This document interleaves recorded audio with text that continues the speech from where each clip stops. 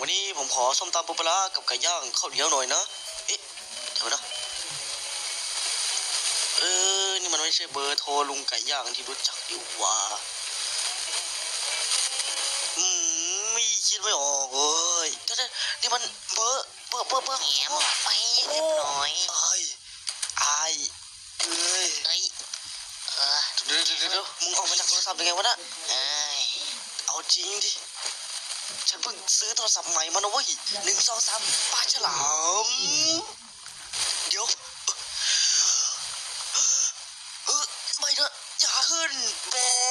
กโทรศัพท์โอ้ยพร้อมแล้วเนาะ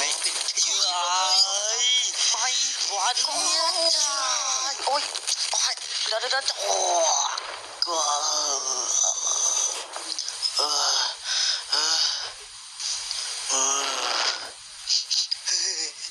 โทรศัพท์20,000 กว่าบาทของฉันให้ตายเถอะชมแหวแค่บอกกูตายยังเว้ยแกยังไม่พอกับสิ่งที่แกทำจริงเลยอะไรนี่มึงนัดรวมญาติมาตัวจริงยังไงวะนี่มึงกะรวมกูขนาดนี้เลยเหรอนี่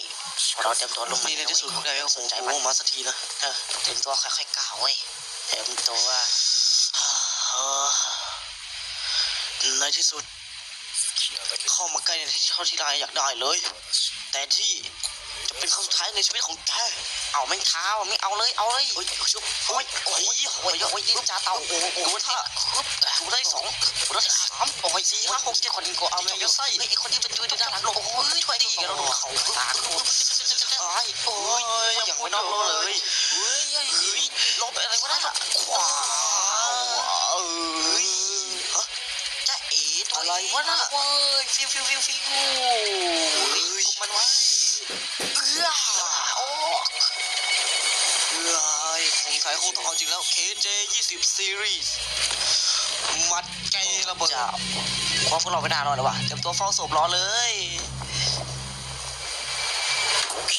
5 Season ตายซะ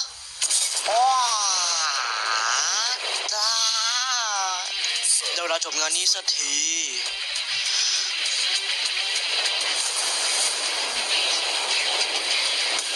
KJ 20 Series เอาจริงเหรอนะตอมิกบอมมันเกิดแบบนี้ไงเราตายกันหมดเลย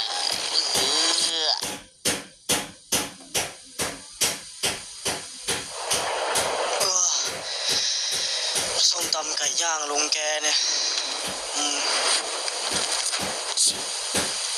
ไม่ธรรมดาเหมือนกันนะเนี่ยความอร่อยของข้าวคั่วนะมันหากินได้ยากเว้ย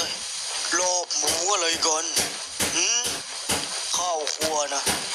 เป็นสิ่งที่ทำที่ยากจะตายใครมันจะให้แกไปกินร้านคุณลุงง่ายๆเลยเอ้าฮะ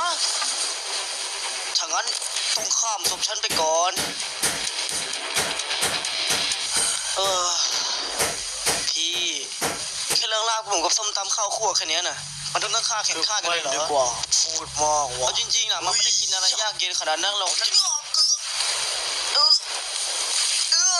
อะไรวะโอ้ยอะไรไม่เกิดอะไรขึ้นเดี๋ยวขอเร็วดิมันสงสัยคงต้องเอามาจริงแล้วสินะมาจากไหนวะเนี่ยต่อยชุบหลบเตะชั่วอะไรแกจะลุมฉันอย่างนั้นหรอจับทำไมยังไปละนะตามมาช่วยแล้วรู้ไหมฉันต้องตื่นตี 5เพื่อมารอส้มตำร้านลุงคนนี้เพราะแกน่ะมันยังอ่อนประสบการณ์อยู่ฉันรู้สึกแปลกๆมีลางสังหรณ์ไปท้ายที่สังเกตดีกว่ารู้ทันละปลาฉลามขึ้นโบกไอ้น้องยังช้าไปจะฆ่าแกทั้งคู่ไม่ได้ข้อหาที่มาแย่งคิวของฉันถ้าทำได้ก็ลองดูฉันน่ะเดี๋ยวก่อนนะเสียงคุ้น ฉันได้ยินเสียงนี้มาจากที่ไหนมาก่อนคนที่เคยแย่งคิวส้มตำฉันมาจากที่โรงเรียนเก่าไอ้พวกนี้มันเป็นใครกันแน่มันจะตามมาแย่งคิวส้มตำฉันถึงขนาดนี้เลยหรือไงมันตามหลอกลวงฉันมาเป็น10 ปีแล้วถ้างั้นฉันได้เห็นท่าแท้ของพวกแกสตีฟและก็คิงอย่างนั้นเหรอเดี๋ยวก่อนนะทั้งหมดนั่นออกมาจากโทรศัพท์ของฉันหรือเปล่าเนี่ยส้มตำอะไรของแกนะมันเป็นคิวของฉันเว้ยถ้างั้นเรามาสู้กันข้ามสมฉันได้สิวะฮะแกไม่มีวันข้ามสมฉันได้หรอกครอบครัวฉันนะฝากฝันส้มตำไก่ย่างมือนี้เอาไว้พวกเราไม่ใช่อื่นใดพวกเราคือเพื่อนที่ดีที่สุดเอาเลยนะสตรีทได้เลยเฮ้ยอย่าปล่อยพลังโอเคสักวันหนึ่งฉันหวังว่าส้มตำมันเกิดไก่ย่างร้านนี้จะเป็นของฉันเพียงแค่คนเดียวเอาเลยนะเฮ้ยKJ 21 Series เฮ้ยส้มตำร้านนี้นะเป็นของฉันคนเดียวเว้ยมัดจริงจังอันติเด็ดเฟรกซ์เวิร์กสบายนี่ไงเราส้มตำไก่ย่างที่นายสั่งนะเพราะเราแค่แกล้งนายอำเล่นเฉยๆอย่าซีเรียสอะไรมากเลยนะนี่